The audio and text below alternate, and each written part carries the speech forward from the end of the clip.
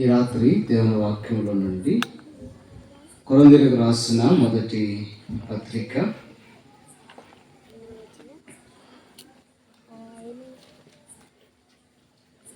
మొదటి అధ్యాయము, కొరింథీయులకు రాసిన మొదటి పత్రిక మొదటి అధ్యాయం 23వ వచనాన్ని చదువుతాం. పేజ్ నంబర్ 146, కృత నిబంధనలో 146. అయితే మేము సిలువ వేయబడిన క్రీస్తును ప్రకటించుచున్నాము. ప్రార్థన చేస్తాం.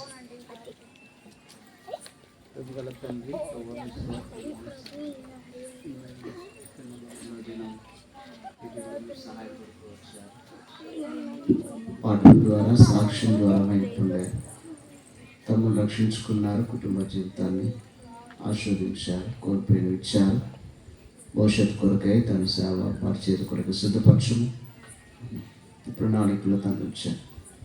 ఈ సమయం కొరకు వాక్యాన్ని దీవించము, నన్ను అభిషేకించము, నన్ను బలపరచము, నా నోటి మీ మాటలు ఉంచము. చెరువు వచ్చిన వారు అనేకులతో మీరు మాట్లాడము. నిష్ప్రయాస దాసుడను, ఎన్నిక లేని వాడును ప్రభువా, మీరే మాట్లాడమని మహిమ చెల్లిస్తుంది. యేసు ప్రభు వారి పరిశుద్ధమైన నామమున ప్రార్థించి వేడుకుంటున్నాం తండ్రి, ఆమేన్.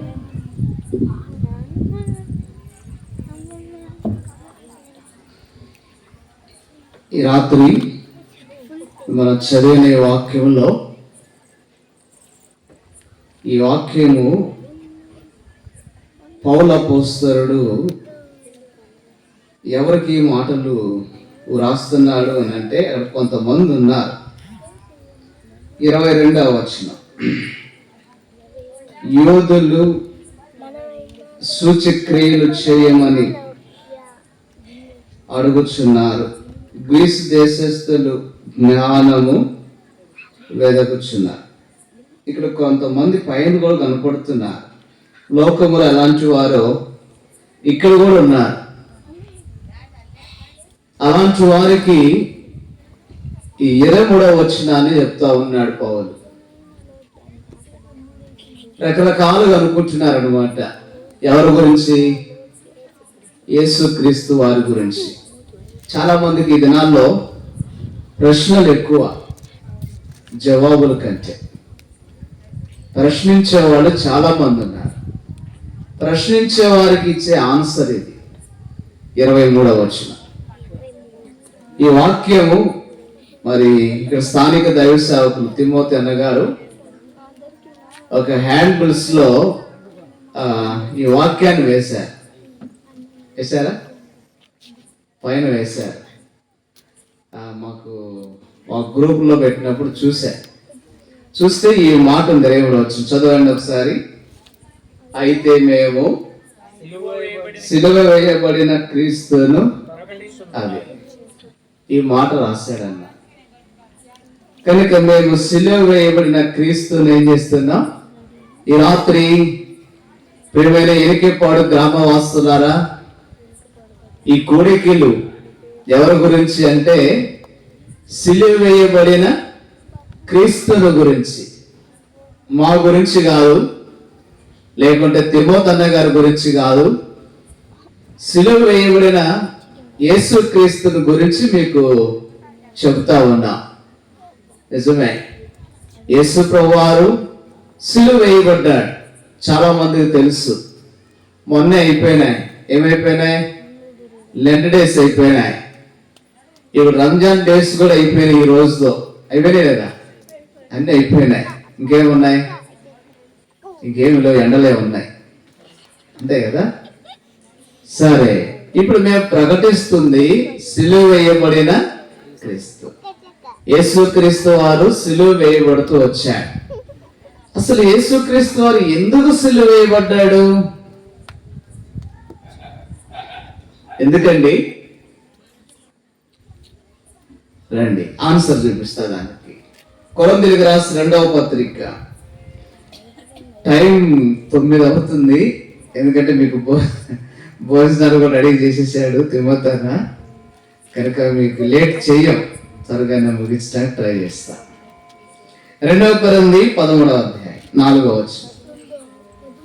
2 కొరింథీ 13:4. బలహీనతను బట్టి. అది ఎందుకు సిలువ వేయబడ్డాడు? బలహీనతను బట్టి. గుర్తుపెట్టుకోండి, యేసయ్య సిలువ వేయబడటానికి యేసయ్య బలహీనతను బట్టి కాదు. ఎవరు బలహీనత? మానవుని యొక్క బలహీనతను బట్టి యేసయ్య సిలువ వేయబడ్డాడు. నాన్న మీరు వినాలా? పాపలు వినండి, ఓకేనా? ఆరోపడు మీరందరూ గుడ్ గాయ్, గుడ్ గా, మంచి పిల్లలు, ఓకే నాన్న? వెరీ గుడ్, వినండి. కనుక యేసయ్య సిలువ వేయబడింది మానవుని యొక్క బలహీనతను బట్టి సిలువ వేయబడ్డాడు. నిజమే, మనుషులలో బలహీనతలు ఉన్నాయి. యేసయ్య ఊరకనే సిలువ వేయబడలా.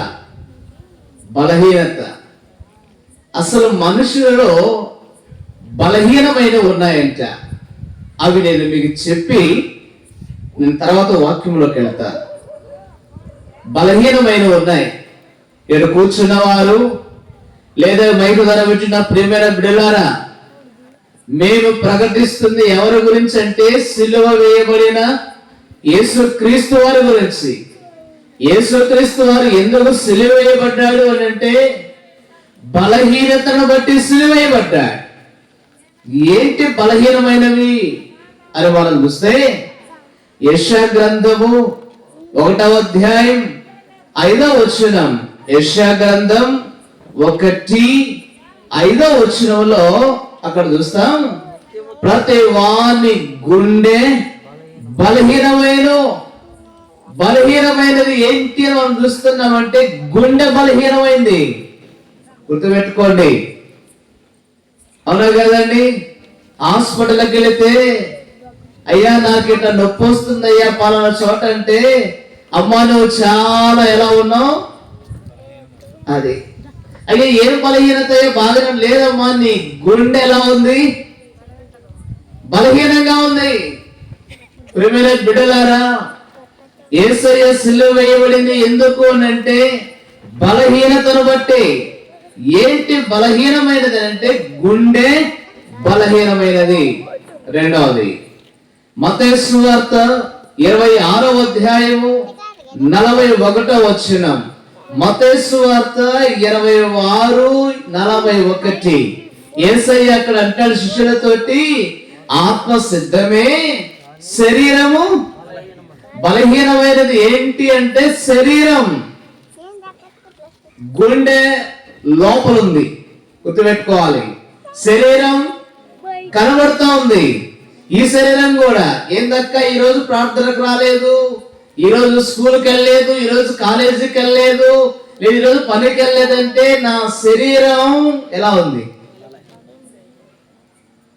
అంటే యేసయ్య సిలువ వేయబడిన దేని కొరకనంటే బలహీనతను బట్టి. మనుషులలో గుండె బలహీనమైంది, శరీరము బలహీనమైనది. మూడవది అపోస్తల కార్యములు 14వ అధ్యాయము 7వ వచనం.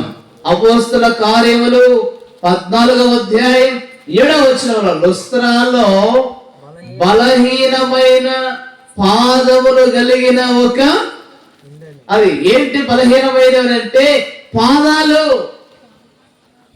కాళ్ళు వేరు, చెప్పండి వెనకే పడాలి చెప్పాలా?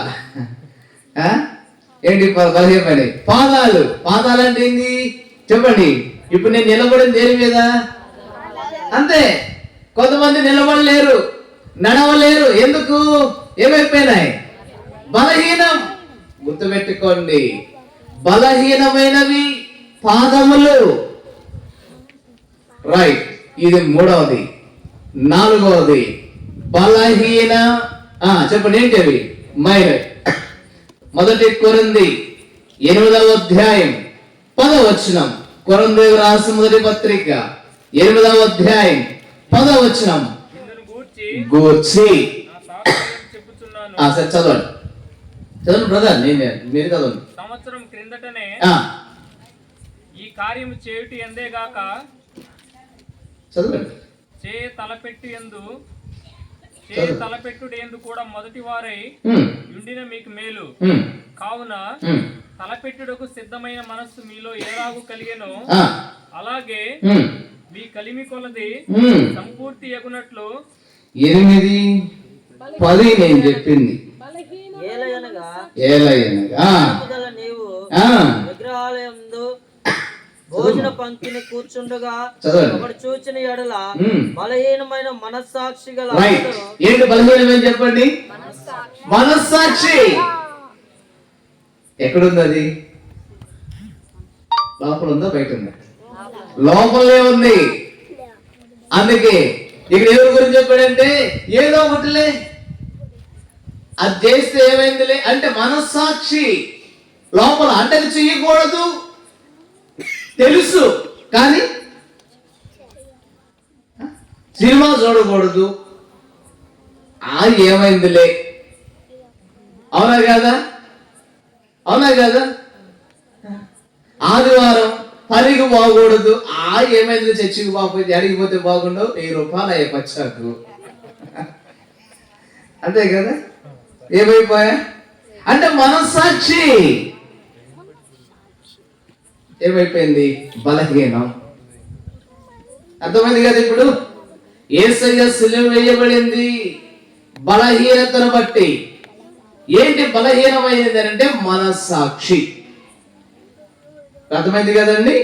Very good. 5వది హెబ్రీ పత్రిక 7వ అధ్యాయం 27 28 కలిసి ఉన్నాయి. హెబ్రీ 7:27 28 మధ్యలో ఉంది. మనుషులు చదవండి అక్కడ. మనుషులు ఎవరంటండి?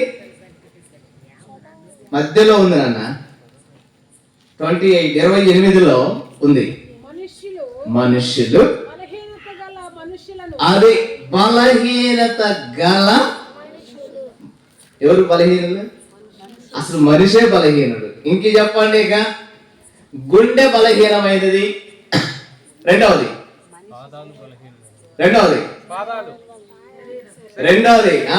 శరీరం. మూడవది పాదములు. నాలుగవది మనస్సాక్షి. 5వది అసలు మనిషి బలహీనుడు. అర్థమైంది కదండి? ఇప్పుడు మనిషి బలహీనుడైతే చెప్పండి ఇక గుండె కాదు, పాదాలే కాదు, శరీరమే కాదు, మనస్సాక్షే కాదు, కళ్ళు కూడా బలహీనమైనవే, చేతులు బలహీనమైనవే. అర్థం ఊపిరితిత్తులు, వెన్నుముక, కిడ్నీలు, నడుములు, మోకాళ్ళు, మోచేతులు, తల, మెదడు మొత్తం బలహీనమే.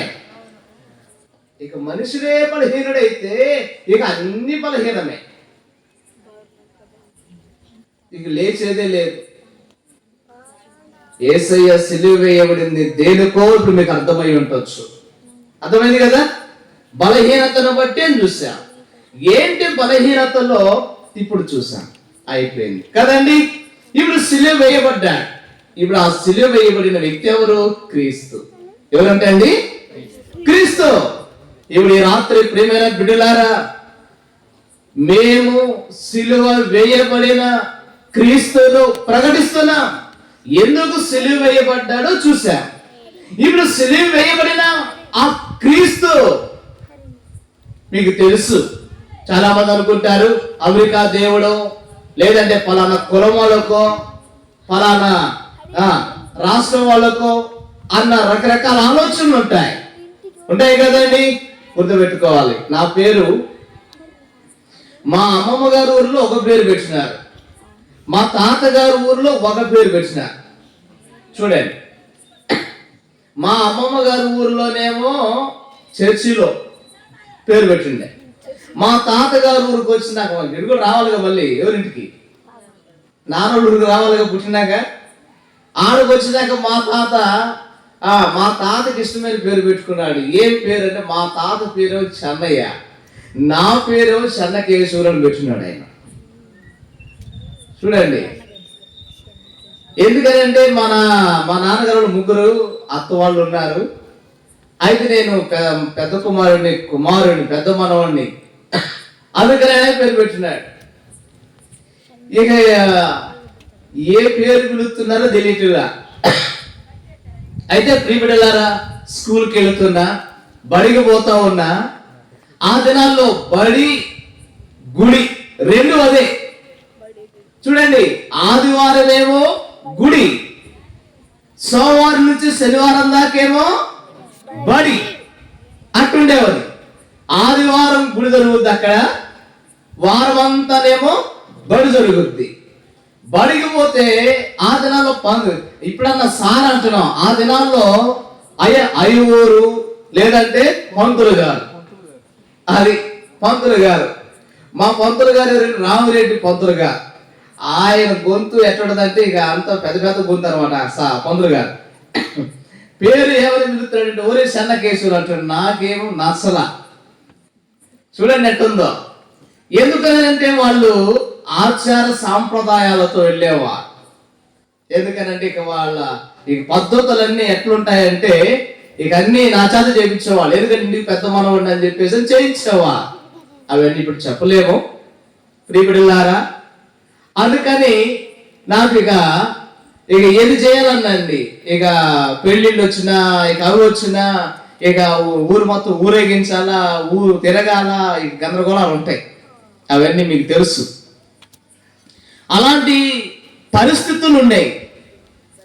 తర్వాత 5వ క్లాసులో ఆ దినాలు ఇప్పుడన్నా ఆన్లైన్ వచ్చింది. ఆ దినాన్ని ఆన్లైన్ కాదు, చేతితో రాసేది రిజిస్టర్లో. అందుకని పంతులు గారు అడిగారు, ఎవరయ్యా పేరు మార్చుకుంటారా అంటే నేను మార్చుకుంటానన్నా. మార్చుకుంటానని చెప్పేసానంటే నా పేరు ఆ చెన్నకేశవులు తీసేసి ఏమని పేరు పెట్టాడని అంటే కళ్యాణ్ అని రాసినాడు.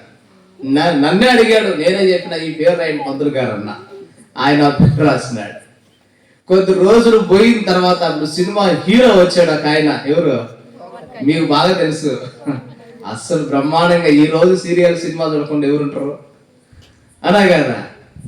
ఈరోజు ఎప్పుడు రాజకీయం మామూలుగా కదండి. అందుకని చూడండి, ఈ గుండె కొలది ఏ పేరు వచ్చిందని అంటే ఇది పోయింది, ఏదో వచ్చింది మళ్ళీ సినిమా హీరో వచ్చాడు. అట్టు ప్రియబిడ్డలారా, చివరికి 10th క్లాసులో యేసు ప్రభుని నమ్ముకున్న చిన్నగా ఏ పేరు వచ్చిందంటే మా అమ్మమ్మ గారు ఊర్లో ఏ పేరైతే వచ్చినారో అదే పేరు ఇప్పుడుకుంది. ఈ మధ్యలో వచ్చిన పేర్లన్నీ కూడా ఏమైపోయినాయి, పోయినాయి. స్టార్టింగ్ లో ఏదైతే నేను పుట్టినప్పుడు ఆ చర్చిలో ఏ పేరైతే పెట్టాడో మా తాతయ్య గారు, ఆ పేరు ఈ రోజుకుంది. అంటే ఊరికి నేను ఇంట్రడక్షన్ నా అంటే ఊరికి ఉపోద్ఘాతం చెప్పిన అంతే మీకు.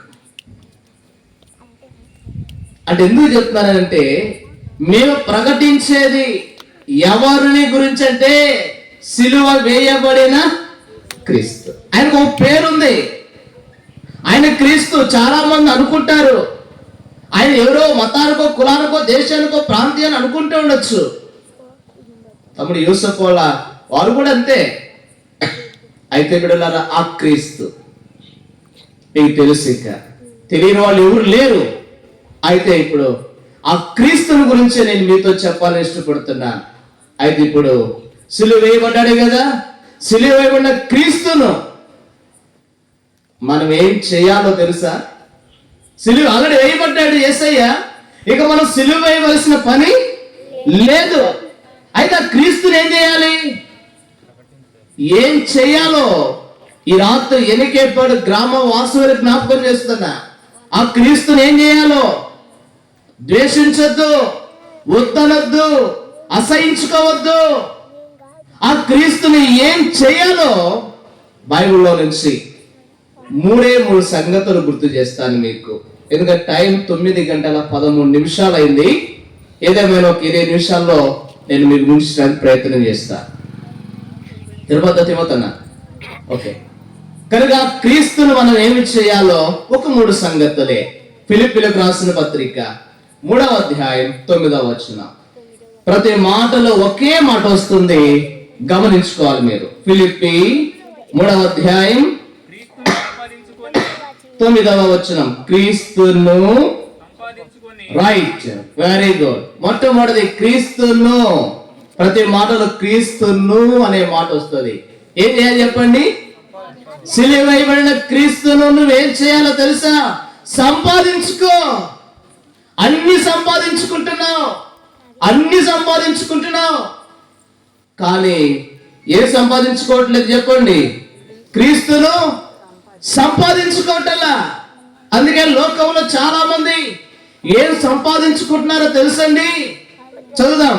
ఆది కాండము 11వ అధ్యాయం 4వ వచనం. ఆది కాండం 11వ అధ్యాయం 4వ వచనంలో అక్కడ కొంతమంది అంత సమకూర్చబడి వారు అనుకుంటున్నారు ఒకటి కట్టుకుంటూ చదవండి.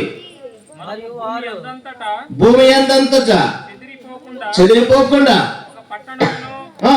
ఆకాశమునంటు శిఖరము గల ఒక గోపురమును కట్టుకొని ఏం సంపాదించుకుందాం అనుకుంటున్నారు? చూడండి, అంటే సంపాదించుకోవాల్సింది ఎవరిని? క్రీస్తును. అయితే సంపాదించుకుందాం అనుకుంటుంది ఏంటి? పేరు. చాలా మంది అనుకుంటున్నారు, అబ్బా ఈ ఊర్లో ఒక మంచి పేరు ఉండాలా, ఈ నియోజకవర్గం మంచి పేరు ఉండాలా, ఈ వీధిలో ఈ బజార్లో మంచి పేరు ఉండాలా, లేదంటే పలానా స్కూల్లో మంచి పేరు ఉండాలా, పలానా కాలేజీలో మంచి పేరు ఉండాలా, పలానా పొలానికి వెళితే ఈ యొక్క మిరగాయలు బాగా కోస్తుంది, పచ్చాకు బాగా అల్లుద్ది, పచ్చాకు బాగా కొట్టుద్ది, తగాదులు బాగా ఆడుద్ది, లేదండి పేర్లు. అందుకే ఒక వ్యక్తి కూడా పేరు సంపాదించుకుందాం అనుకున్నాడంట. ఏం పేరు తెలుసండి?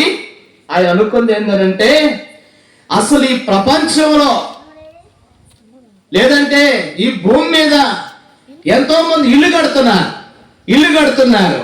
ఇల్లుకి ఎంత కడతారండి? మీ ఎనకేపడో చెప్పండి. మాది ఈ జిల్లా కాదండి, దేవుని దాన్ని బట్టి ఈ జిల్లాకు వచ్చా, ఇక్కడే స్థిరపడ్డాం. మీ పాస్టర్ గారిది ఏ జిల్లానో మాది కూడా ఆ జిల్లానే. చెప్పాలా? ఇల్లు ఎంత కడతారు? అబ్బా వెరీ గుడ్. నన్ను చెప్పండి. ఇటుక, సిమెంట్, మళ్ళీ ఇసుక. వాళ్ళని అడిగితే నుంచో పెడతారు, ఆకలి కూడా ఉండదు ఇప్పుడు. వెరీ గుడ్ నాన్న, మంచి పేరు, బాగా చెప్తున్నారు, థ్యాంక్ యూ. ఆ వ్యక్తి అనుకున్నాడు, ఎవరు కట్టుకోనని దాంతిలు కట్టుకోవాలనుకున్నాడు. ఎందుకు చెప్తున్నానంటే ఇప్పుడు ఈ మాట, పేరు వినాలా నాన్న? విన్నాను మీకు, వినాలి. పేరు సంపాదించుకుందామని అనుకుంటున్నాడు. అనుకొని అందరేమో సిమెంటు, ఇసుక, రాయి వాటితో కడతాడు. ఆ వ్యక్తి అనుకున్నాడు, ఎవరు కట్టనది దేవదారు మ్రానులతో కట్టాలనుకున్నాడు. ఇల్లు దేవదారు మ్రానులతో కట్టాలనుకొని అతడు ఏం చేశాడంటే, ఒక అడవికి పంపించి మంచి టేక, మంచి ఎర్రచందనం ఇలాంటి వాడి చేత ఇల్లు బ్రహ్మాండంగా కట్టించేశాడు. అంటే ఊరిలో ఎవరు కట్టించుకొని ఇలాంటి కలముగా కట్టించుకోవడం తెప్పించుకొని కట్టించుకున్నారు.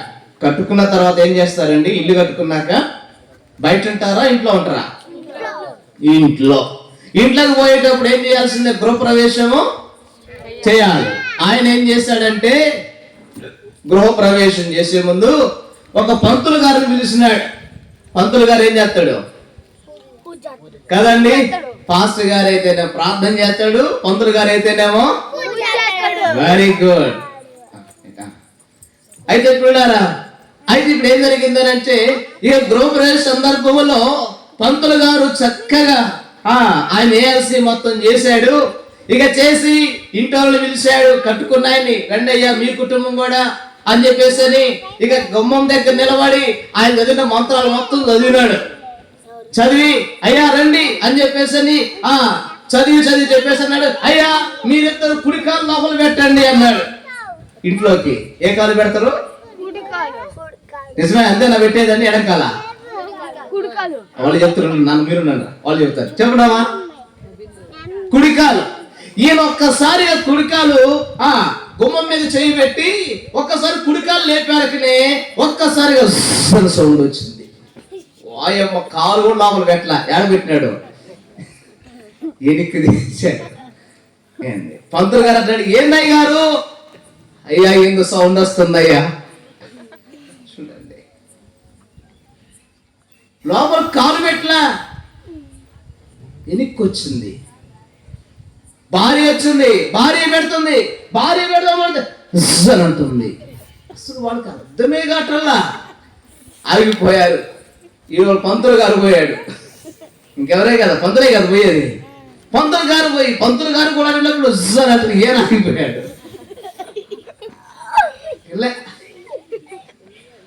ఏమైపోయిందో తెలుసండి, ఇక గృహప్రవేశము ఆగిపోయింది. ఏం సంపాదించుకుందాం అనుకున్నాడు? ఏంది? పేరు. చాలా మంది ఈ దినాల్లో ఇలాగనుకుంటున్నారు, పేరు సంపాదించుకోవాలి, గొప్ప పేరు ఉండాలి. అయితే ఎంతో ఖర్చు అయింది. ఈ ఇంట్లో పోవడానికి భయం. వాళ్ళకి ఏమర్థమవుతుందంటే లోపల ఏందో ఉంది, లోపల ఏందో ఉంది. లేదు, ఇక ఇల్లు అట్లా ఆగిపోయింది. కొద్ది కాలం ఎవరో చెప్పారు, అయ్యా పలానా ఊరిలో పాస్టర్ గారు ఉన్నాడు, అక్కడ ఆయన ప్రార్థన చేస్తాడు, వెళ్ళు, ఏదన్నా ఉంటే ఆయన చెప్తాడు, వాళ్ళు వెళతారు, వాళ్ళు ప్రార్థన చేస్తారు ముందని చెప్పాడు. చూడారా, మీరు నమ్ముతారో లేదో, నమ్మాల్సిందే. ఆ పాస్టర్ గారి దగ్గరికి వెళ్ళాను. పాస్టర్ గారు, నేను ఇలాగని చెప్పాడు, ఆగిపోయింది, ఇంట్లోకి వెళదామనుకో లోపల కాలు పెడుతుంటే ఒక్కసారి సౌండ్ వస్తుందండి, లోపల ఏముందో ఇక మేము ఆ ఇంట్లోకి పోలేదండి, గృహప్రవేశం ఆగిపోయింది అని అంటే, పాస్టర్ గారు అన్నాడు, నేను వస్తాను పదా, ప్రార్థన చేస్తాను అని పాస్టర్ గారు వచ్చాడు. పాస్టర్ గారు ప్రార్థన చేశాడు, కుడికి ఆయనే వెళ్ళిపోయాడు లోపలికి. చూడండి, ఆ గృహంలో అడుగు పెట్టింది ఎవరనంటే పాస్టర్ గారు అడుగు పెట్టాడు. అడుగు పెట్టి వెళ్ళి ఇల్లంతా చూశాడు, ఇల్లు మొత్తం చూశాడు. ఎక్కడ ఈయన ఓట్ల లోపలికి, ఎవరు ఇంటాయన లోపలికి ఓటాలా, ఏదనైతే ఆయనకి ఇద్దరు పాస్టర్ గారి మీద పెట్టి వదిలిస్తున్నాడు. వెళ్ళి మొత్తం దిగాడు, చూశాడు, మొత్తం చూసి అయిపోయిన తర్వాత చివరికి తనకు ఒకటే, పాస్టర్ గారికి అర్థమైంది, ఆయనకి కూడా సౌండ్ వచ్చింది. ఒక్కసారి ఇక అహో అనుకున్నాడు. అనుకొని బయటకు వచ్చి ఇంటి యజమాని పిలిచాడు, అయ్యా రా, నాతో పాటు లోపలికి రా అన్నాడు. వెళ్ళాడు. వెళ్ళి అన్నాడు, అయ్యా నేను ఎక్కడైతే చెయ్యి పెడతానో నువ్వు అక్కడ చెయ్యి పెట్టు అన్నాడు. సరేనయ్యా, చెప్తారా లేదా? ఎందుకంటే పెద్దవాళ్ళు సాగుతున్నారు కదా, వ్యాధి వచ్చినాడు ఎవరు చెప్పండి, ఎన్నిక పడాలి చెప్పండి, అన్నలు అక్కలు ఆంటీ వాళ్ళు పెద్దవాళ్ళు చెప్పండి, వ్యాధి వచ్చినాడు ఎవరు? వెర్రోడు. అదే కదా, ఏది చెబితే యాడికి బొమ్మంటే వాడు గంగలో దూకమన్నా, నిప్పులో దూకమన్నా, చెప్పండి, ఏది చేయమన్నా అంతే. ఇక ఇప్పుడు ఆయన కూడా ఏంటంటే సరే చేద్దాం అని చేయబెట్టాడు. పాస్టర్ గారు ఇప్పుడు వస్తుందా అన్నాడు. లేదయ్యా, మరి చేయి అన్నాడు. వస్తుందయ్యా, మళ్ళీ పెట్టు అన్నాడు. రావటం లేదయ్యా. పాస్టర్ గారు ఏం చెప్పాడు తెలుసా? అయ్యా నువ్వు ఇంటికి దర్వాజు పెట్టావు కదా, దర్వాజుకి ఒక రంధ్రం ఉంది, ఆ రంధ్రముల నుంచి ఏం వెళుతుందంటే గాలి పోతుంది.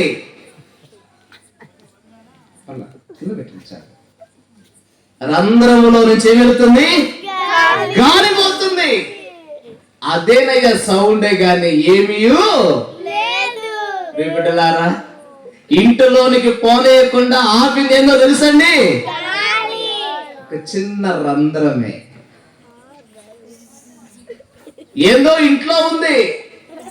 ఈనాడు చాలా మంది జీవితాలు ఏదో ఒక భయము, కలవరం, ఆందోళన, ఏదో పేరు సంపాదించుకుందాం అనుకున్నాడే కానీ జీవితంలో ప్రియబిడ్డలారా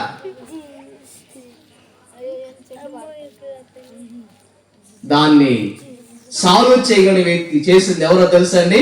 పాస్టర్ గారు. ఈ రాత్రి ప్రియ బిడ్డలారా, నీ జీవితాన్ని సాల్వ్ చేయగలిగిన వ్యక్తి, నీ పరిష్కారం చేయగలిగిన వ్యక్తి, నీ రోగానికి, నీ కష్టానికి, నీ పాపానికి, నీ జీవితాన్ని, నీ కుటుంబానికి పరిష్కారం చేయగలిగిన వ్యక్తి ఒకే ఒక వ్యక్తి. ఆయన ఎవరో తెలుసా? క్రీస్తు. ఆయన సంపాదించుకో, ఆయన సంపాదించుకో. ఏ నాన్న మీరు అరవకూడదు, అరిస్తున్న డిస్టర్బెన్స్ నన్ను అర్థమవుతుంది కదా. కూర్చోాలా, ఎవరు అరవకూడదు. అది మీరు గినక అరిసారంటే మేమే దూకుతాను నేను దేపక, అంతే. ఓకే, ఓకేనా?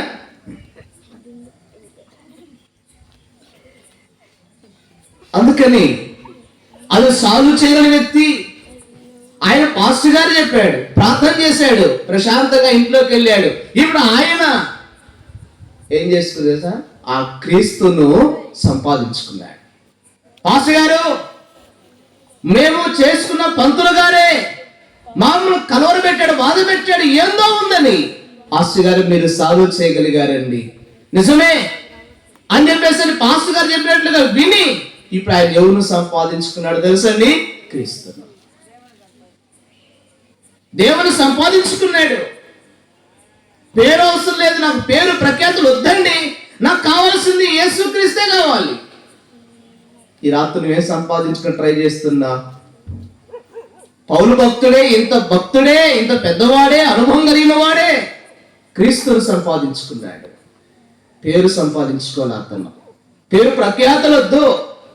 ఈరోజు ఉంటుంది పేరు, రేపు ఉంటుందండి, మాసిపోద్ది. చాలా మంది దీనికి ప్రయత్నం చేస్తున్నారు. ఇంకేం సంపాదిస్తున్నారు తెలుసండి? లూకా సువార్త 9వ అధ్యాయం 25వ వచనంలో, లూకా 9:25వ వచనంలో ఇంకేం సంపాదించుకుని ట్రై చేస్తున్నారని అంటే అక్కడ అంటున్నాడు, లోకమంతా సంపాదించుకుని తనము ప్రాణము. ఏం సంపాదించుకుంటున్నారంటే అండి? లోకం. ఒక కవి అంటాడు, లోకం అంటే మట్టి కాదు, లోకం అంటే మనుషులు ఏం సంపాదించుకుంటున్నారు? లోకం అంటే, లోకం అంటే ఎవరు? మనుషులను సంపాదించుకుంటున్నారు. అంటే మాకు తరపున ఎంతమంది, మా తరపున ఇన్ని ఓట్లు ఉన్నాయి, మా తరపున ఇంత బలగం ఉంది, ఇన్ని కుటుంబాలు ఉన్నాయి, ఇంత పార్టీ ఉంది అంటే లోకంలో మనుషులు సంపాదించుకునేది ఏంటంటే మనుషులను. మనుషులు ఈ రోజు ఉంటారు, రేపు ఏమైపోతారు? మారిపోతుంది మనసు. మనుషులు సంపాదించుకోవద్దు, లోకం వద్దు. బైబిల్ చెప్తుంది, ఏ మనుషుడు నమ్మదగిన వాడు కాదు. మనుషులు వద్దండి. మనుషులు సంపాదించడం ప్రయత్నం చేస్తున్నారు, వద్దు. ఇంకేం సంపాదిస్తున్నారు? యాకోబు రాసిన పత్రిక 4వ అధ్యాయము 13వ వచనం. యాకోబు 4:13 వచనం. నేడైనను రేపైనను ఒకనొక పట్టణంలోకి వెళ్ళి ఒక సంవత్సరం ఉండి ఏం సంపాదిస్తున్నారంట? ఏం సంపాదన అంట? లాభం సంపాదించుకుంటున్నారు. అవునా కాదండి? ఇతరులు చాలా మంది ఇలాగనే ఉన్నారు. వ్యాపారం చేసి ఎంత లాభం? కూరగాయలు అమ్మి, లేదంటే కాయలు అమ్మి, లేదంటే ప్లాట్లు అమ్మి, అవునే కదా, రకరకాలు ఏం సంపాదించుకుంటున్నారు. ఈ దినాల్లో రాజకీయ పరంగా మాకు 50 ఓట్లు అని చెప్పేసి ఎంత సంపాదిస్తున్నారు చెప్పండి? 100 ఓట్లు కనుక ఉంటేనంటే ₹1 కోటి ఇస్తున్నారంట ఒక వ్యక్తికి. ఏం సంపాదిస్తున్నట్టు? 100 మంది ద్వారా లాభం సంపాదించుకుంటున్నారు. ప్రియమైన బిడ్డలారా, అక్కడ అంటున్నాడు, రేపు ఏమి సంభవించినా మీకు. అయితే ఎవరిని సంపాదించుకోవాలో తెలుసండి? క్రీస్తు. అయితే ఈ పౌలు భక్తుడు క్రీస్తును సంపాదించుకొని ఎలా ఉన్నాడో తెలుసండి? అదే ఫిలిప్పీ 3:9 అంటాడు, లాస్ట్ లో అన్నాడు. ఆ మాట ఏమన్నాడంటే, నేను నీతి గలవాడనై. అంటే ఇప్పుడు క్రీస్తును సంపాదించుకున్న పౌలు ఎలా ఉన్నాడో తెలుసండి? నీతి గలవాడు ఉన్నాడు, నీతిగా ఉన్నాడు. పేరు సంపాదించుకుంటే నీతి రాలే, లోకాన్ని సంపాదించుకుంటే నీతి రాలే, లాభాలు సంపాదించుకుని నీతి రాలే. యేసుక్రీస్తు ప్రభువును సంపాదించుకుంటే ఆ పౌలు భక్తుడు నీతి గలవాడుగా ఉన్నాడు, నీతిమంతుడిగా ఉన్నాడు. ఈ రాత్రి ఈ గ్రామ వాసులారా జ్ఞాపకం చేసుకో, యేసుక్రీస్తును సంపాదించుకుంటే నువ్వు ఎలా ఉంటావో తెలుసా? నీతిమంతుడుగా ఉంటావు, నీతిగా ఉంటావు. పెద్దోళ్ళు సామెత అంటారు, ఇంట్లో అంటారు కదా, ఒరే బ్రతికినంత కాలం ఎలా బ్రతుకు, నిజాయితీగా బ్రతుకురా. ఎంత బ్రతుకు బతుకు ఇంటి వెనకాల ఎందుకలా తెచ్చిపోతావు? నీతిగా బ్రతుకు. క్రీస్తును సంపాదించుకుంటే నువ్వెవరో తెలుసా? నీతి గలవాడు. నీతిగా ఎనకెప్పటి గ్రామంలో, వీధిలో, ఇంటిలో నీతో ఉన్న కొలీగ్స్ అందరూ అరే నాకంటే నువ్వు నీతి గలవాడురా, ఈ సాక్ష్యం నీకు వస్తుంది. ఆ నీతిని ఇవ్వడానికే యేసుక్రీస్తు ప్రభువారు 2024 సంవత్సరాల క్రితం ఈ లోకానికి వచ్చాడు. మానవుడిగా కన్యమనే గర్భమున జన్మించాడు. దేవుడుగా భూలోకానికి రాలేదు. దేవుడుగా భూలోకానికి వస్తే ఏ మనుషుడు ఉండడు. ఒక సూర్యుని యొక్క కాంతికే మనం 9 దాటితే ఉండలేకపోతున్నాం. ఆ దేవుడు ఎలాంటి వాడు తెలుసా? కోటి సూర్యుల తేజస్సు కలిగిన వాడు. అలాంటి దేవుడు భూమి మీదకి వస్తే మానవుడు మసైపోతాడు. అయితే అలా రాల దేవుడు ఎలా వచ్చాడు అంటే మానవుడుగా, మనిషిగా ఈ లోకంలోకి వచ్చాడు. ఎలాగో కన్యమరి గర్భమున ఆధారం చేసుకున్నాడు. ఒక మానవుడుగా లోకంలో పుట్టాడు. మన కొరకు మనం నీతిగా చేయటానికి, మన పాపముల కొరకు యేసయ్య సిలువలో ఆయన రక్తం కార్చాడు, చనిపోయినాడు, సమాధి చేయబడినాడు, 3వ దినాన తిరిగి లేచాడు. ఈ రాత్రి వేళ నీవు కూడా నీతి గలవాడవై నువ్వు జీవించడానికి యేసుక్రీస్తు వారు నిన్ను పిలుస్తా ఉన్నాడు. అందుకే బైబిల్ చెప్తా ఉంది, మనం నీతిమంతులుగా మనం చేయబడతాం. ఎలా చేయబడతామో తెలుసండి? బైబిల్ రాయబడింది లూకా సువార్త 18:13 వచనం. ఆకాశము తట్టు కరుణెత్తుటికైన ధైర్యం వచ్చాలక దేవా పాపే నన్ను కరుణించు. 14వ వచనం. అతని కంటే ఇతడు ఎలా నీతిమంతులుగా చేయబడ్డాడు అంటే దేవా పాపే నన్ను కరుణించు. ఈ చిన్న ప్రార్థనే సూక్ష్మలో మోక్ష. ఏం చేయాల్సిన పని లేదు. దేవుడి దగ్గరికి వెళితే ఏదో మనం ఇవ్వాలా చేయాలా, ఖర్చు అవసరం లేదు. ఖర్చు లేని జీవితం యేసయ్యది. ఖర్చు లేని జీవితం. సూక్ష్మంలో మోక్షం వాకిట్లోనే ఉంది. ఏంటో తెలుసా? వైకుంఠం. దేవా నేను పాపిని, నన్ను ఈ చిన్న ప్రార్థన చేస్తే చాలు, నేను నీతిగా దేవుడు తీస్తాడు. నీతిమంతురాలు అవుతావు. లోకంలో ఉంటే దేవుడు ఆశీర్వదిస్తాడు. చచ్చిపోయామనుకో ఏమిస్తాడు తెలుసా? ఆయన పరలోకం ఇస్తాడు, మోక్ష రాజ్యం ఇస్తాడు నీకు. మోక్షంలో ఉంటా. ఆ ధన్యత అండి. కనుక క్రీస్తును సంపాదించుకోకపోతే లోకంలో ఇలా కూడా చచ్చిపోయామంటే నిత్య నరకము, యమగుండానికి వెళ్ళిపోతా. ఆయన అగ్ని తిన్న బాధ ఎవరు తప్పించలేరు. కేకలేస్తావు, కేకలు భయంకరమైన పరిస్థితి. అది ఇప్పుడు తెలియదు, కన్ను మూస్తే అర్థమవుతుంది. అది నీకు రాకూడదనే ఈ రాత్రి వేళ సీయరు ప్రార్థనా మందిరం ద్వారా చూడు తిమోతి గారు దేవుని సేవకుడిగా ఆయన ఈ భారంతో, ఖర్చుతో, ఈ ప్రయాసతో నీ కొరకే ఈ మీటింగ్స్.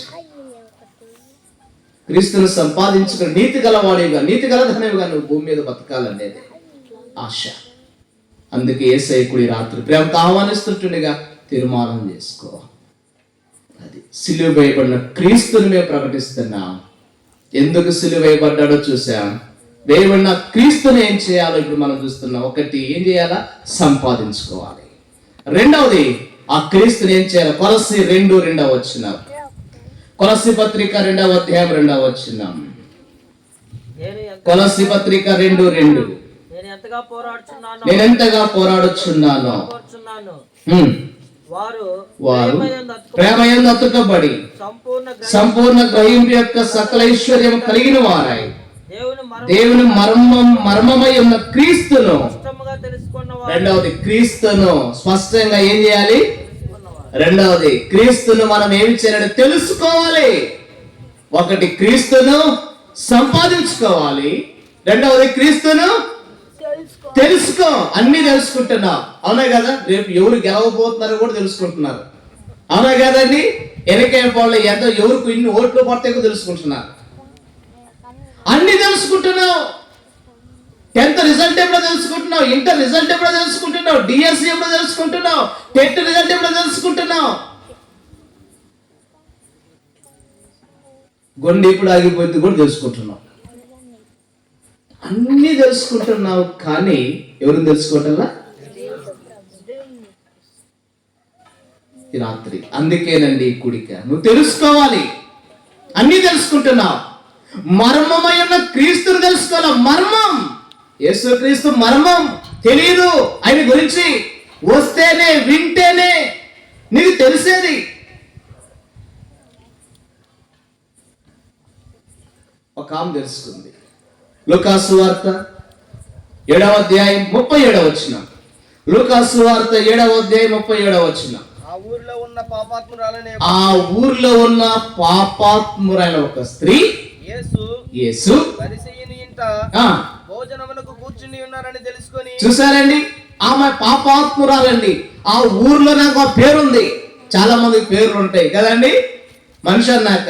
ఏం పేరేంది? పాపాత్మురాలైన పాపాలు చేసే స్త్రీ అని పేరుంది. ఇలాంటి ఆమె ఎవరిని తెలుసుకుంది? యేసుని గురించి తెలుసుకుంది. ఆయన ఒక ఇంటికి వెళ్ళాడు, ఆయన భోజనం చేస్తూ తెలుసుకుంది. ఈ రాత్రి నువ్వేం తెలుసుకున్నావు? యేసుని తెలుసుకో. ఏమేమో తెలుసుకునే దానికంటే కూడా యేసు ఎవరు? యోహాను సువార్త 4వ అధ్యాయం 42వ వచనంలో అక్కడ సమరయులు కూడా తెలుసుకున్నారు. ఏమని? ఈయన నిజముగా ఎవరు? లోకరక్షకుడిని తెలుసుకున్నారు. యేసు అంటే ఎవరు? మతము కులమని లేదు ఇక్కడ. ఆయన రక్షకుడు, రక్షించేవాడు. ఈ రాత్రి ప్రియమైన వాళ్ళారా, నిన్ను రక్షించడానికి ఆయన వచ్చాడు. ఆయన రక్షించే దేవుడు అండి, శిక్షించే దేవుడు కాదు, కఠినంగా ఉండే దేవుడు కాదు, కొట్టే దేవుడు కాదు, తిట్టే దేవుడు కాదు, గాయపరిచే దేవుడు కాదు, నిన్ను బాధ పెట్టే దేవుడు కాదు. ఈయన నిన్ను రోడ్డు పాలు చేసే దేవుడు కాదు. ఈయన రక్షించేవాడు, రక్షకుడు అని తెలుసుకున్నారు. అయితే రక్షిస్తాడు. ఎక్కడి నుంచో తెలుసండి? ఈ రాత్రి పిల్లలారా, ఈ గ్రామస్తులారా, వింటున్న వాళ్ళారా, యేసయ్య రక్షించేవాడు. ఎక్కడి నుంచి? మొదటి సమూయేలు గ్రంథము 26వ అధ్యాయము 24వ వచనం. మొదటి సమూయేలు 26, 24వ వచనంలో అక్కడ బాధలన్నిటిని చదవండి. మాట బాగుంది. 26, 24. చిత్తగించుము ఈ దినమున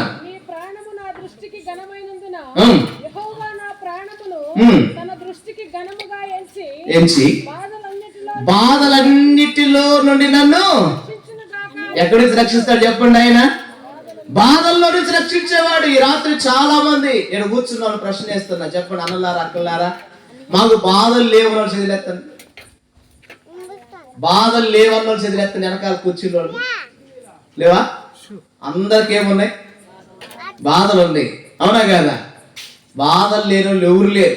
ఎవరిని అడిగిన, పిల్లల్ని అడిగిన చెబుతారు బాధలు. ఏందిరా నా బాధ ఏం చెప్పమంటారు పిల్లలు కూడా. ఏందిరా నీ బాధ అంటే వాళ్ళు చెబుతారు. ఏం చెప్పమంటావు? ఎండాకాలం వచ్చా, ఇప్పుడు రోజు పొద్దున్న లెగవాలా, ఏం చేయాలా, స్టడీ కూర్చోవాలా, బడికి పోవాలా, పరీక్షలు రాయాలా, మళ్ళీ ఇంటికి వచ్చి నాకు ఏం చేయాలా, మళ్ళీ స్టడీ చేయాలా, మళ్ళీ ఏం చేయాలా. ఇక వాళ్ళ బాధ ఏంది? పుస్తకాలు మోయాలా, చదవాలా, పరీక్ష రాయాలా. అంటే ఎవరి బాధలు వాళ్ళకు. ఈ రాత్రి బిడ్డలారా, యేసయ్య ఎవరో తెలుసా? ఆయన తెలుసుకో. ఏం చేసేవాడు? రక్షించేవాడు. ఎక్కడి నుంచి? బాధల్లో నుంచి. ఏ బాధలో ఉన్నావు? భర్త చేత బాధించబడుతున్నావా? భార్య చేత బాధించబడుతున్నావా? రోగాల చేత, కష్టాల చేత, తోటి వారి చేత, ఇరుగు పొరుగు వారి చేత, ప్రక్క వారి చేత, వీధిలో వారి చేత బాధించబడుతున్నావా? బాధలో ఉన్నావా? బాధలో ఉన్న వారిని రక్షించేటువంటి దేవుడు యేసుక్రీస్తు. ఇంకెవరు రక్షిస్తాడు తెలుసా? 116వ కీర్తన 6వ వచనం. కీర్తన 116 6వ వచనంలో 116 6వ వచనం. కాపాడువాడు. అది కృంగిన వారిని ఏం చేసేవాడు? నువ్వు కృంగిపోతున్నావా? ఏంది నా బాధ, నా రోగము, నా ఇబ్బంది అని జీవితం నిరాశ, కృంగిపోయి ఉన్నావా? కృంగిపోయినటువంటి వారిని యేసుక్రీస్తు వారు రక్షించేవాడు. చాలా మంది కూర్చున్న వాళ్ళు కృంగిపోతున్నారు. నేను ఏం చెప్పుకోమంటున్నా? బాధ, నా రోగము, నా ఇబ్బంది, నేను పడే బాధ, కృంగిపోయి నిరాశపడేటువంటి వాళ్ళు. బిడ్డలారా, యేసుక్రీస్తు కృంగిపోయిన వారిని ఏం చేసేవాడు? రక్షించేవాడు. కృంగిపోతున్నావా? దిగులు పడిపోతున్నావా? నాకేమీ లేదు, నా భవిష్యత్తు ఏంటి, నా ఉద్యోగం లేదు, చదువు లేదు, నాకు వివాహం కావటం లేదు, నాకు ఇల్లు లేదు, కృంగిపోతున్నావా? నేను రక్షించే దేవుడే. ఇంకా హోషేయ గ్రంథం 13వ అధ్యాయం 14వ వచనంలో, హోషేయ 13:14, మృత్యువు నుండి రక్షించేవాడట్టేనా? మృత్యు అంటే ఏం చెప్పండి? మరణం. మరణము నుంచి రక్షించేవాడు. ఈ రాత్రి పిల్లలారా, ఏ మరణానికి నువ్వు గురైపోతున్నావు? ఎందుకు నా జీవితం, ఎందుకు నా సమస్య దేన్ని సాల్వ్ కావట్లేదని ఇక చచ్చిపోదామని మరణమే శరణం అనుకున్నావా? మరణా నుంచి రక్షించే దేవుడు. అనవసరంగా మరణానికి ఇది కాపాకు. అలాంటి స్థితిలో వెళ్తున్నావేమో ఈ రాత్రి వేళ, రా యేసయ్య దగ్గరకు. యేసయ్య పిలుస్తున్నాడు, నేను రక్షిస్తా. మరణించొద్దు, చచ్చిపోవద్దు, అనవసరంగా సూసైడ్ వద్దు. రక్షించే దేవుడు ఈయన. అర్థమవుతుందా? ఈయన తెలుసుకో. అయ్యా, నేను బాధలో రక్షిస్తా ఉంటాయి కదా, నేను కృంగిపోతే రక్షిస్తా ఉంటాయి కదా, ఇక మరణమే శరణం అనుకున్నా ఆ పరిస్థితి రక్షిస్తా ఉంటాయి కదా అని యేసయ్య దగ్గరకు వస్తే తెలుసుకొని ఏ పరిస్థితుల్లో నేను రక్షణ సిద్ధంగా ఉన్నాడు ఆయన. ఇది రెండవది. క్రీస్తుని ఏం చేయాలి చెప్పండి? తెలుసుకోవాలి. ఇంకొక 5 నిమిషాల్లో ముగిచేస్తాను. 40 నిమిషాలైంది, 5 minutes. మూడవది, క్రీస్తుని ఏం చేయాలో మీకు చూపిస్తాను. గలతీ 3:27. గలతీ 3:27. గలతీ పత్రిక 3:27. క్రీస్తులోనికి బాప్తిస్మం పొందిన మీరందరూ. మూడవది, క్రీస్తుని ఏం చేయాలి? ప్రతి మాటలో ఒకటే గమనించుకోండి, క్రీస్తును సంపాదించుకోవాలి. రెండవది, క్రీస్తును తెలుసుకోవాలి. మూడవది, క్రీస్తును ధరించుకో. ఎంత బాగుంది! నువ్వు ధరించుకో. వస్త్రాలు ధరించుకున్నావు కదా, అలా క్రీస్తును ధరించుకుంటే ప్రయోజనం ఏంటో తెలుసండి. కీర్తన 21:5. 21వ కీర్తన 5. ఈ మాట చదవండి. 21వ కీర్తన 5. నీ రక్షణ వలన అతనికి గొప్ప మహిమ కలిగెను. గౌరవ ప్రభావం. చూడండి, ఇక్కడ గౌరవ ప్రభావము నీవు అతనికి ధరింపజేసి. చూసావా? ఏం ధరింపజేస్తున్నాడు చెప్పండి ఆయన? గౌరవము. రెండవది గౌరవం.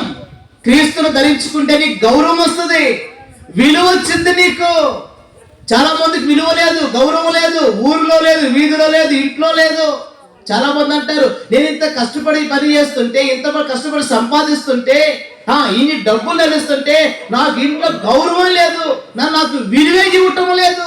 నన్ను ఎట్ట చేస్తున్నారు? 10 మంది అంటారు, నన్ను ఎట్లా అంట పురుగులాగా చేస్తున్నారు, నన్ను ఎలాగో కరేపాలాగా చేస్తున్నారు. అంటే నువ్వంటే ఇంట్లో ఏమి లేదు, విలువ లేదు, గౌరవం లేదు. క్రీస్తును ధరించుకుంటే నీకు గౌరవం ఉంది, గౌరవిస్తారు. యేసయ్యను ధరించుకుంటే వాస్తవంగా ఇప్పుడు అసలు నిజంగా మా స్థితిని బట్టి చూస్తే అసలు మమ్మల్ని ఎవరు గౌరవించేవాళ్ళు? నా స్థితిని బట్టి అయితే నిజంగా ఈరోజు నన్ను గౌరవిస్తున్నారు. ఈ స్థానం, ఈ స్థాయి, ఈ స్థితి నిజంగా దేవుడు ఎంత గౌరవించాడు. ఈ రాత్రి ప్రియబిడ్డలారా, నీ జీవితంలో క్రీస్తు లేనప్పుడు నిన్ను ఎవరు గౌరవించరా? క్రీస్తును కలిగి ఉన్నావు, యేసయ్యను నమ్ముకున్నావు, చర్చికి వస్తున్నావు, ప్రార్థన చేసుకుంటుంటే నీకెంత గౌరవం ఉంది లోపల. పాటలు పాడే గౌరవం ఉందా? ప్రార్థన చేసే, మందిర పరిచర్య చేసే, చెప్పండి ఎంత గౌరవం ఉందండి క్రీస్తును ధరించుకుంటే. అందుకే బైబిల్లో ఒక వ్యక్తిని చూస్తామా? 1 సమూయేలు 16వ అధ్యాయం 12వ వచనంలో, 1 సమూయేలు 16:12వ వచనంలో అక్కడ యెషయికి 8 మంది కుమారుండే చిన్నోడు ఉన్నాడు.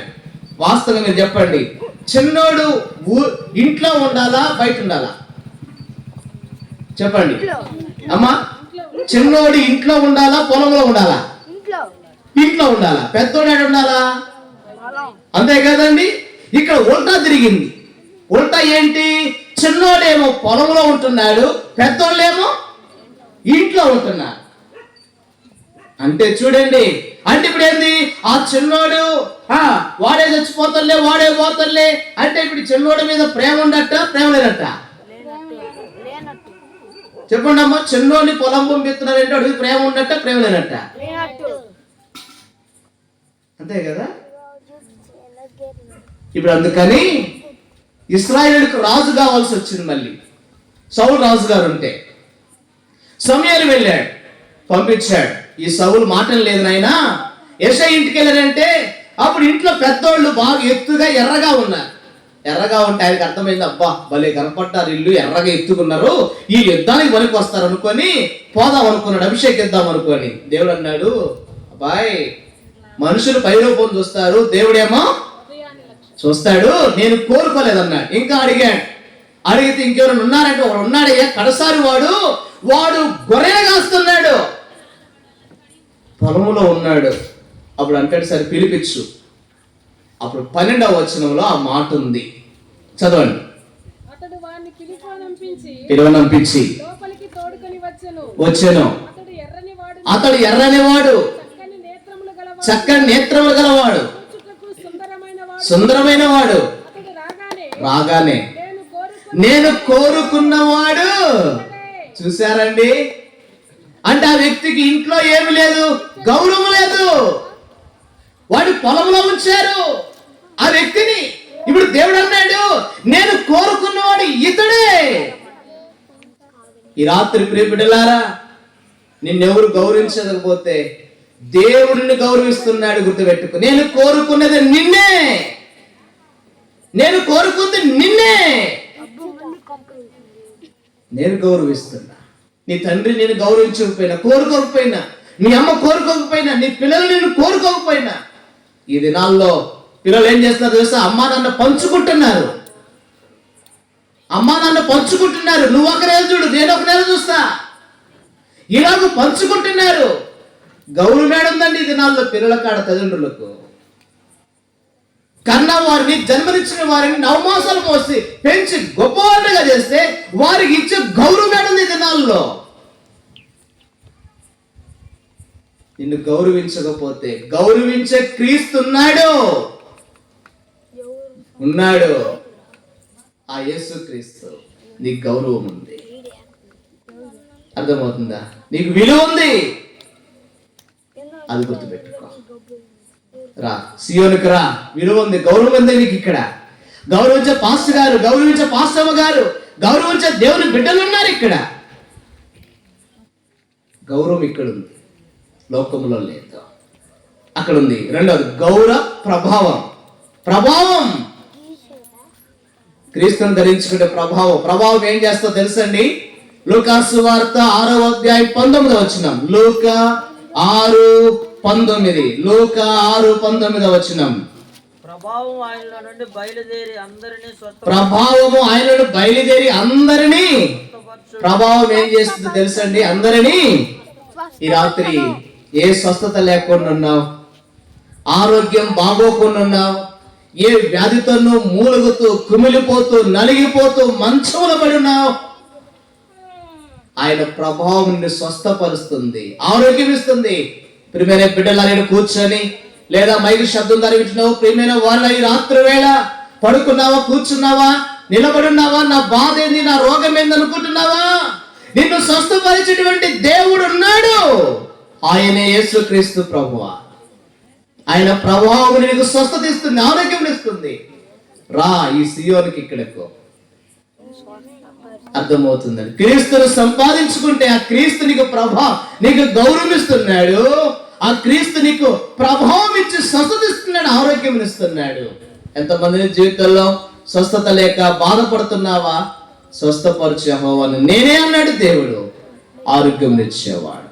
ఇలాంటి క్రీస్తును ధరించుకో, నీ జీవితం మారిపోతుంది, క్షేమం మేలు అనుభవిస్తావు. అయితే మేము సిలువ వేయబడిన క్రీస్తును ప్రకటిస్తున్నాం. ఎందుకు సిలువ వేయబడ్డాడో చూసాం, ఆ సిలువ వేయబడిన క్రీస్తును మనం ఏమి చేయాలో చూసాం. 3 సంగతులు అయిపోయిన వర్తమానం. ఒకటి, క్రీస్తుని ఏం చేయాలి మనం? చెప్పండి, వెనకాలందరూ చెప్పండి, మీరు చెప్పకాకండి, మీరు చెప్పండి అమ్మా. క్రీస్తుని ఏం చేయాలి? మొట్టమొదటి మనం గట్టిగా సంపాదించుకోవాలి. లోకంలో ఏమొద్దండి, యేసుని సంపాదించుకో, నీకు అన్నీ ఉన్నట్టే. రెండవది, క్రీస్తుని ఏం చేయాలి? తెలుసుకో. అన్ని తెలుసుకుంటున్నావు, ఎన్నొద్దు, యేసుని తెలుసుకో, జీవితం మారిపోతుంది. మూడవది, క్రీస్తును ధరించుకో. లోకంలో అవి ఇవి వద్దు, క్రీస్తుని ధరించుకుని గౌరవం వస్తుంది, విలువ వచ్చింది. ఊరిలో, వీధిలో, ఇంట్లో, సంఘంలో, అందరి దగ్గర ప్రభావం వస్తుంది. నిన్ను బాగు చేసింది నీ స్వస్థత లేకపోతే. ఇంకా క్రీస్తుని తెలుసుకోకపోతే ఈ రాత్రి హృదయంలో చేర్చుకో. యేసయ్య ఈ లోకంలోకి వచ్చాడు, మన పాపాల కొరకు రక్తం కార్చి చనిపోయి సమాధి చేయబడి తిరిగి లేచిన దేవుడు. హృదయంలో మనసు పూర్తిగా అది నేను పాపిని అడుగు, ప్రభు క్షమిస్తాడు. దయచేసి మోకరించండి. అందరు కళ్ళు మూసుకునండి, ప్రార్థనలోకి వెళ్దాం. ఎవరు కూడా వెళ్ళొద్దు, అటు ఇటు చూడొద్దు, అందరూ కళ్ళు మూసుకుని, అందరూ ఎక్కడున్న వాళ్ళు అక్కడే కళ్ళు మూసుకున్నాయి. క్రీస్తుని సంపాదించుకో, క్రీస్తుని తెలుసుకో, క్రీస్తుని ధరించుకో. జీవితం అద్భుతమైనటువంటి అద్భుతాలు అనుభవిస్తా, అద్భుత ఆశ్చర్యాలు అనుభవిస్తా.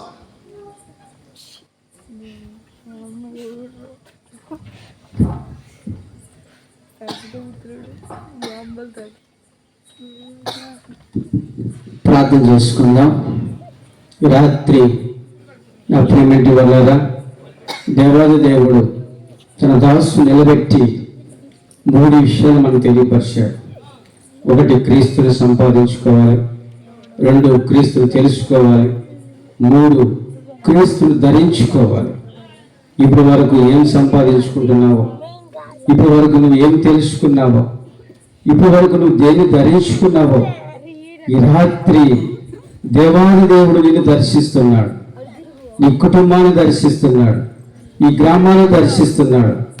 క్రీస్తుని సంపాదించుకుంటే నీకు నిత్య జీవం, క్రీస్తుని సంపాదించుకుంటే నీకు పరలోక రాజ్యం, క్రీస్తుని సంపాదించుకుంటే నీకు సంతోషము, సమాధానము, ఆరోగ్యము, ఆశీర్వాదాన్ని పొందుకుంటావు.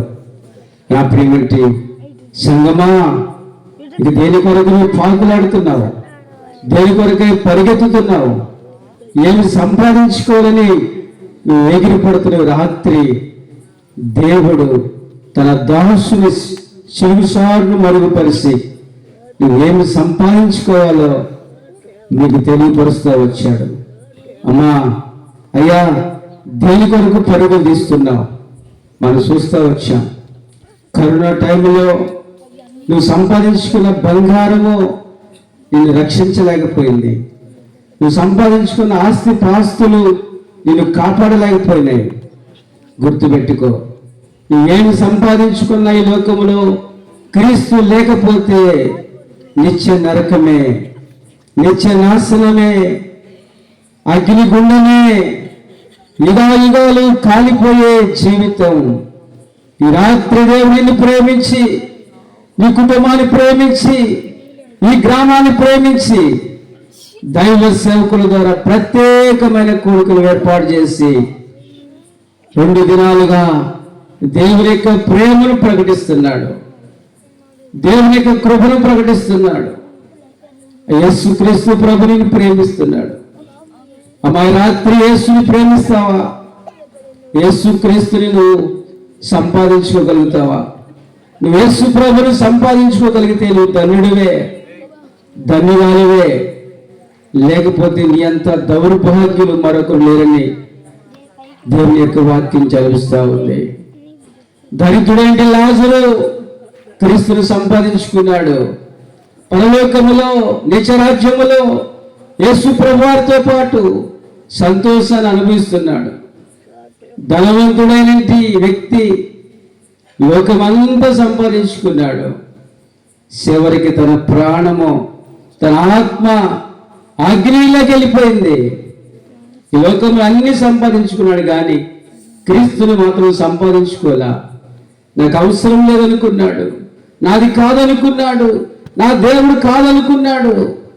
యేసుక్రీస్తు అందరికీ ప్రభు అయి ఉన్నాడు, అందరికీ దేవుడై ఉన్నాడు. ఆ దేవుడి రాత్రి నీతో మాట్లాడుతూ వచ్చాడు. కావాలా నీకు క్రీస్తు? క్రీస్తుని సంపాదించుకుంటావా? క్రీస్తుని సంపాదించుకుంటే నీ పాపం విడిచిపెట్టాలి, నీ అపరాధం విడిచిపెట్టాలి. యేసయ్యా, నేను పాపినయ్యా, నన్ను క్షమించమంటే చాలు. క్రీస్తు నువ్వు సంపాదించుకున్నట్లే, క్రీస్తును ధరించుకున్నట్లే క్రీస్తు నీ పాపాలు క్షమిస్తాడు, నీ దోషాలు క్షమిస్తాడు. ఆయన నీ బలహీనతల కొరకే సిలువ వేయబడ్డాడు, నీ రోగముల కొరకే సిలువ వేయబడ్డాడు, నీ శాపం కొరకే యేసయ్య సిలువ వేయబడ్డాడు. నీ శాపాన్ని తీసివేయటానికి, నీ రోగాన్ని తీసివేయటానికి, నీ బలహీనత నుంచి ఇడిపించడానికి నా యేసు క్రీస్తు ప్రభు నీ కొరకే సిలువ వేయబడ్డాడు. సిలువ వేయబడిన క్రీస్తుని ప్రకటిస్తున్నా. కాబట్టి యేసయ్య ఎందుకు సిలువ వేయబడ్డాడు తెలుసుకున్నాం కదా. రాత్రి యేసయ్యా నువ్వు నాకు కావాలి అన్నవారు మీ చేతులు పైకెత్తండి. అందరి కొరకు ప్రార్థన చేద్దాం. యేసు ప్రభువా, ఇంతవరకు నేను ఏదో సంపాదించుకోవాలని పాకులాడానయ్యా, దేని కొరకు పరుగులు తీశాను ప్రభువా, కానీ నిన్ను సృష్టికర్తను తెలుసుకోలేకపోయాను, రక్షకుడిని తెలుసుకోలేకపోయాను. యేసు రాత్రి నువ్వు నాకు కావాలి అన్నవాళ్ళు మీ చేతులు ఎత్తండి, మీ కొరకు ప్రార్థన చేస్తాం. పరిశుద్ధుడా, ప్రేమగల తండ్రి, కృపగలిగిన మా దేవా, యేసుక్రీస్తు నామములో తండ్రి నీకు స్తోత్రాలు, వందనాలు ప్రభువా. ఇది వేరిగపాడు గ్రామాన్ని ప్రేమించిన ఆయన 3 దినాలు ప్రత్యేకమైన కొడుకులు ఏర్పాటు చేసినందుకు ఆయన స్తోత్రాలు. 3 దినాలు మీరు మాట్లాడుతూ వచ్చినందుకు ఆయన స్తోత్రాలు. ఈ చివరి రోజు ఆఖరి రోజునైనా క్రీస్తుని సంపాదించుకుంటే నీకు నిత్య జీవమని తెలియపరిచావయ్యా, నీ స్తోత్రాలు. దేవా, ఎవరైతే నీవు సంపాదించుకుని చేతులు పైకెత్తారో అయ్యా, వారి చేతులు మీరు పట్టుకోండి ప్రభువా.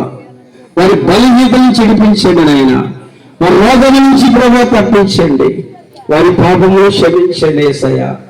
ఇప్పుడు వరకు తెలిసి తెలియక చేసిన ప్రతి పాపాన్ని క్షమించండి. రాత్రినైనా వారి యొక్క పేర్లు జీవగంధంలో రాయమని ప్రార్థన చేస్తున్నాం. తండ్రి నీ స్తోత్రాలు. నేను సంపాదించుకునే కృప అయా భాగ్యం వారికి ఇచ్చినందుకే స్తోత్రాలు. నేను సంపాదించుకోవాలని వారి చేతులు పైకెత్తారు ప్రభా. అయా అట్టి బిడ్డలు మీరు పూజించండి, ఆశీర్వదించండి, వారి బలహీనతలు మీ శక్తి పడి అయా నీ స్తోత్రాలు చెల్లించుకుంటూ యేసుక్రీస్తు నామములో ప్రభా నీ స్తోత్రాలు. ఎవరైతే చేతులు ఎత్తారో వాళ్ళందరినీ మీరు దీవించండి, ఆశీర్వదించండి, మీ రాజ్యం కొరకు సిద్ధపరచండి. ఇంకా ప్రభా ఈ స్థలంలో కూర్చున్న ప్రతి బిడ్డ కొరకే ప్రార్థన చేస్తున్నాం, ప్రతి కుటుంబం కొరకే ప్రార్థన చేస్తున్నాం, ఈ గ్రామం కొరకే ప్రార్థన చేస్తున్నాం. ఇక్కడ రాలేకపోయిన ఇంటి దగ్గర ఉండి నాయన ఈ అద్భుతమైన మాటలు రాత్రి విన్న ప్రతి కుటుంబం కొరకే ప్రార్థన చేస్తున్నాం. దేవా, ప్రతి ఒక్కరు మిమ్మల్ని తెలుసుకునే కృప భాగ్యం దయచేయండి, క్రీస్తుని సంపాదించుకునే కృప వారికి దయచేయమని ప్రార్థన చేస్తున్నాం. తండ్రి, వారు ఎలాంటి కష్టంలో ఉన్నా, ఎలాంటి బాధలు ఉన్నా, గుండె చెదిరిన వారిని అయినా బాగు చేసే దేవుడు మీరు ఒక్కరే, పడిపోయిన వారిని లేవనెత్తే దేవుడు మీరు ఒక్కరే, పాడైపోయిన కుటుంబాలను కట్టగలిగిన దేవుడు మీరు ఒక్కరే. రాత్రి ప్రభా అనేక మంది కన్నీరు కారుస్తున్నారు నాయన, అనేక కుటుంబాలు పాడైపోయినాయి ప్రభా, అనేక జీవితాలు పాడైపోయినాయి ప్రభా. అట్టి వారి జీవితాలు తండ్రి మీ చేతుల్లోకి పెడుతున్నాం నాయన. మీరే దర్శించండి, మీరే రక్షించండి, ఎలాంటి జీవితాలైనా మార్చగలిగిన దేవుడు ప్రభా నీ స్తోత్రాలు. అయినా నీకే మహిమ ఘనత ప్రభావాలు అర్పించుకుంటూ ఈ ప్రాంత ప్రజలందరూ మీకు అప్పగించుకుంటున్నాం నాయన, ఈ గ్రామ ప్రజలందరూ మీకు అప్పగించుకుంటున్నాం ప్రభా. ఇదిగో సీఎం ప్రార్థన మందిరం ద్వారా ఏర్పాటు చేయడం ఈ ప్రత్యేక కూడికలు బట్టి స్తోత్రాలు. ఈ 2 దినాలనైనా మీరు మహిమ పొందాలి స్తోత్రాలు. ఈ పరిసరి అంచెలంచెలుగా మీరు ఆశీర్వదించమని ప్రార్థన చేస్తాం. అనేక ఆత్మీయ ప్రభా సంఘంలో చేర్చబడం సాయించి మీ దాసుడు మీ దాసులు సంగమ పడుతున్న ప్రయాసకి దేవ ప్రతిఫలములైన ఆత్మలు సమకూర్చబడిన కాక యేసునామములో సంఘం విస్తరించును గాక ప్రభా. అయా మీరే సంఘాన్ని స్థిరపరచు బలపరచండి తండ్రి. నీ సూత్రాలు జయించుకుని ఇక్కడ కూర్చున్న ప్రతి బిడ్డలైనా ఎలాంటి బలహీనతలున్నా, ఎలాంటి అనారోగ్యాలున్నా, ఆర్థిక సమస్యలున్నా ప్రతి కుటుంబాన్ని ప్రభా మీరు ఆశీర్వదించి దీవించండి. ఆ బలహీనత నుంచి నేను పొందిన గాయముల చేత మీకు స్వస్థతను చెప్పారు ప్రభా నీ స్తోత్రాలు. అలాంటి స్వస్థతను, ఆరోగ్యాన్ని, విడుదలను అయా యేసునామములో బిడ్డలందరికీ దయచేయమని నీకే వందనాలు చెల్లించుకుంటూ జరిగిన ఈ పనిని దీవించి ఆశీర్వదించమని అయా వాడబడిన దైవ సేవకులు ఇంకా బలపరచండి. అయా ఈ పనిలో సహకరించిన బిడ్డలందరినీ కూడా మీ కాపుదల్లో భద్రతలో ఉంచారు. పాటలు పాడిన వారు, కీబోర్డు వాయించిన వారు, అయా సాక్ష్యం చెప్పిన ఎవరొస్తుంది కూడా మీరు బలపరచమని తండ్రి నీ స్తోత్రములు చెల్లించుకుంటూ నజరేయుడైన యేసుక్రీస్తు ఘనమైన నామములో స్తుతించి ప్రార్థించి ఘనపరిచి ఆరాధించిన ఆయన అడిగి వేడుకుంటున్నాను తండ్రి. ఆమేన్.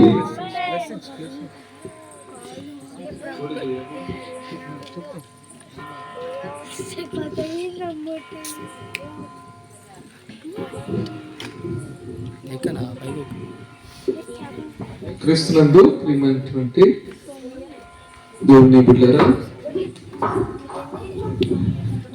ఈ 2 రాత్రులు అద్భుతమైనటువంటి దేవుని వాక్యం, చల్లటి గాలిలో మంచి వాక్యాన్ని గుండెలకు తాకేటువంటి వర్తమానాన్ని దేవుడు మనకు అందించాడు. చాలా సంతోషం. మీరు వచ్చినటువంటి మీ అందరికీ ప్రభు పేరిట వందనాలు. నిన్నటి దినాన పరీక్షల్లో వాడుకున్నటువంటి అన్నను ఐజాక్ని బట్టి ప్రభు పేరిట వందనాలు.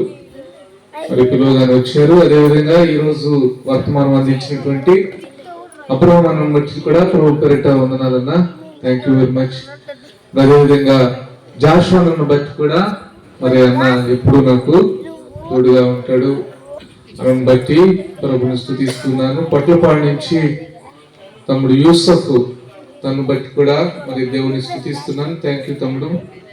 మరి అదేవిధంగా జీవన్ మరి తనను బట్టి కూడా తను కూడా సేవలోనే ఉన్నాడు. తను కూడా చిమ్కుర్తిలో సేవలో ఉన్నాడు. తను బట్టి కూడా చక్కగా సహకరించాడు. తను బట్టి కూడా ప్రోపరేట్ వందనాలమ్మా. అదేవిధంగా కీబోర్డు ప్లే చేసినటువంటి దైవ సేవకుడు నాని బట్టి, ఎందుకంటే వాళ్ళ నాన్న నా ఫ్రెండ్, మరి చక్కని ఆత్మీయులు, పేర్నమెట్ట వారిది యోహన్ పాస్టర్ గారు వాళ్ళ కొడుకు.